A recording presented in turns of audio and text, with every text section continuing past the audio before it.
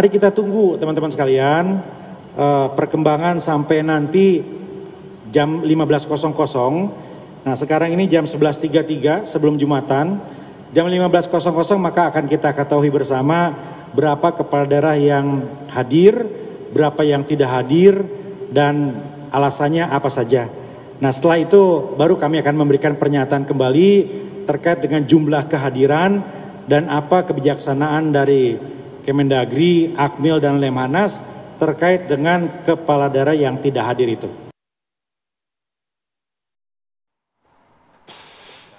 Ke pemerintahan yang diundang kepala daerah, yang mengundang presiden, ya mestinya hadir, datang. Karena mereka dipilih oleh rakyat dan untuk kepentingan rakyat, bangsa, dan negara, bukan untuk yang lain. Baik, kita lanjutkan dialog tadi ke Mas Umam. Tadi Mas Umam kita mau nanya ini, apakah ini sebenarnya langkah PDIP untuk menjadi oposisi atau hanya memberikan tekanan kepada pemerintah bahwa jangan ganggu saya gitu? Ya, begini, kalau misal kemudian kita cermati, langkah untuk menginstruksikan pending berangkat ke retreat itu dalam satu sisi memang bentuk perlawanan. Tetapi di saat yang sama, itu sebagai sebuah bentuk nota protes terhadap ujian komitmen politik dari hasil komunikasi antara elit PDIP dengan penguasa. Dalam konteks ini barangkali kalau misal tadi statement Bu Mega, itu tampaknya sudah ada komunikasi dengan Pak Prabowo. Artinya bahwa kalau misal kemudian komitmen itu sudah dilaksanakan, sudah dilakukan, maka kemudian mengapa ini kan menjadi concern yang sangat serius ya. Hanya dalam 2 hari ada 2 kader atau bahkan 3 kader elit PDIP yang digaruk oleh KPK. Pertama Mbak Ita, mantan wali kota Solo, beserta dengan suami, kemudian Mas Hasto. Dan kita tahu mantan wali kota Semarang itu termasuk salah satu yang cukup dekat dengan Bu Mega. Artinya bahwa ini menjadi sebuah concern yang cukup serius. Dan kita tahu Mas Hasto sebagai posisi sekjen, ini bukan posisi yang ecek-ecek. Beliau termasuk yang ideolog dalam konteks kepartaian, memiliki kedekatan yang sangat luar biasa dengan Bu Mega, memberikan input, insight, dan cukup intens dengan beliau. Maka kemudian positioning ketika kemudian sekjen terkena di level itu, seolah ini menjadi pintu bagi masuknya intervensi hukum atau dalam bahasa Bu Mega tadi mengawut-awut itu. Nah ini yang kemudian menjadi concern serius. Kalau misal kemudian masih ada satu tahap lagi melalui tadi pra-peradilan. Kalau misal kemudian putusan penolakan pra-peradilan pertama kemarin itu sifatnya administratif, karena kalau misal bisa yang obstruction of justice itu dan dipisah, juga dalam konteks itu dipisah, artinya itu memberikan ruang.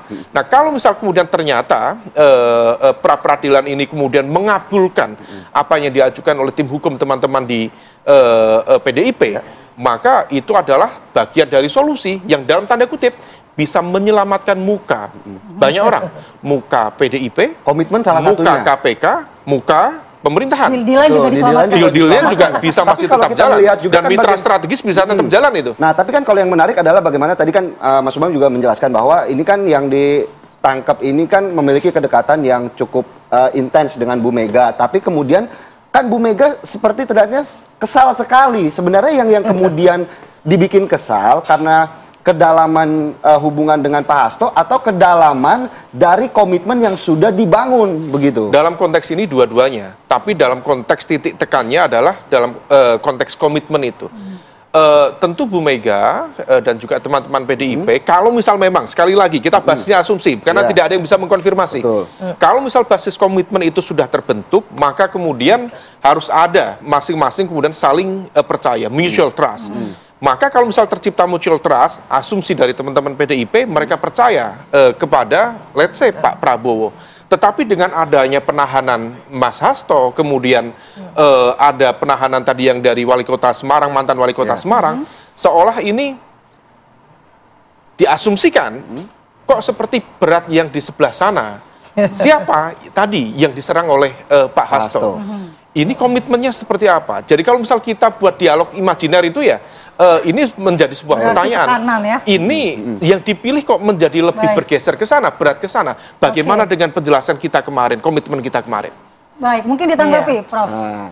Iya, keruwetan politik dan hukum ini harus ini ya, menurut saya harus ada solusinya gitu ya. Inilah tantangan dari pemerintahan baru Pak Prabowo.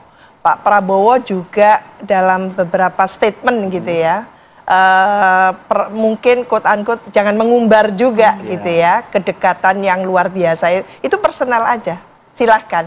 Tapi ketika disampaikan ke publik luas, maka bukan hanya mengenai PDI Perjuangan, tapi juga publik luas merespon seperti adanya demo ini kan gitu. Sementara ada masalah dianggap oleh publik luas bahwa siapapun yang bukan siapapun, pujian yang luar biasa dari Pak Prabowo kepada Pak Joko Widodo ternyata ini direspon tidak positif kan itu. Memang menimbulkan pro kontra, tapi yang kontra banyak ini gitu ya, sehingga sampai demo.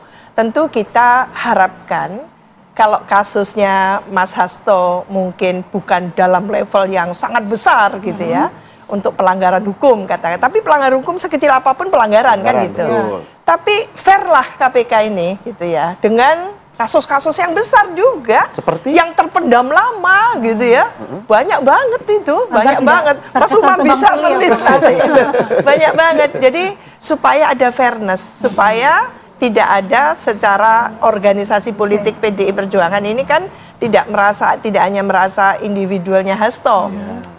Tapi ini adalah ancaman pada organisasi politiknya PDI Perjuangan. Maka di situ terlibat semuanya. Jadi kita harapkan memang melalui kasus Hasto ini akan ada clear cut yang sangat yang sangat prospektif ke depan bahwa hentikanlah politisasi hukum. Kalau memang tidak ada politisasi hukum, siapapun kader partai dari manapun tidak perlu dibela juga kalau memang melanggar hukum gitu loh. Artinya Prof mengatakan bahwa sikap PDIP sebenarnya berlebihan untuk memasang badan seorang kader mendapatkan kasus hukum tapi harus dibela seperti ini atau bagaimana? Iya, kalau orang tidak berkasus sama sekali lalu dipolitisasi juga dari mana awalnya kan gitu. Fakta hukumnya dari mana mencarinya kan gitu. Lah ini kan masih lama, kasus lama ya kan. Kita mendengar itu lama banget, lalu dipendam begitu sekarang dihidupkan kembali. Lah kalau sama-sama yang dipendam dihidupkan kembali, itu ada kasus yang juga luar biasa dulu kan gitu.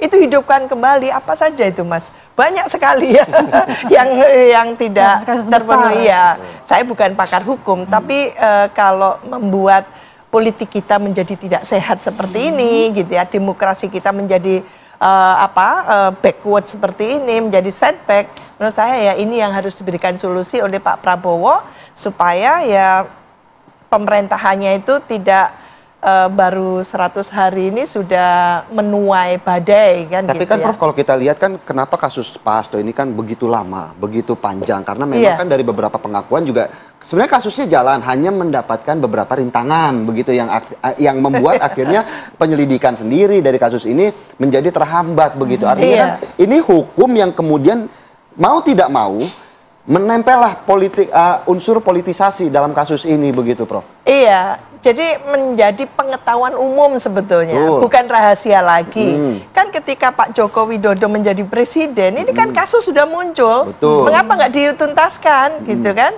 Tapi kan satu itu juga ketuanya kan juga PDIP, Prof. Kan gitu. Makanya di situ muncul lalu politisasi hukum ini. Baik. Ini gimana nih Andi Kumala? Kita akan lanjutkan lagi karena masih panas nih, tapi kita harus jeda terlebih dahulu.